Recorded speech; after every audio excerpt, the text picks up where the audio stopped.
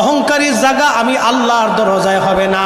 এই জন্য টাকার অহংকার করা যাবে না, ক্ষমতার অহংকার করা যাবে না, সম্পদের অহংকার করা যাবে না, জনপ্রিয়তার অহংকার করা যাবে না, এলেমের অহংকার করা যাবে না, ধনের অহংকার করা যাবে না, সন্তানের অহংকার করা যাবে না, জাগা জমির অহংকার করা যাবে না।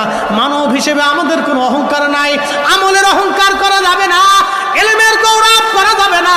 আমরা মানুষ, আমাদের কোনো অহংকার নাই। অহংকার একমাত্র আল্লাহর। অহংকার কার?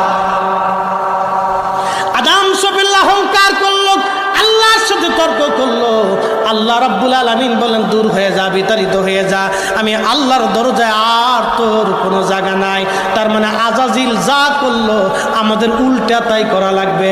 আজাজিল অহংকার করলো, সেজদা দিল না, আমাদেরকে সেজদা দেওয়া লাগবে।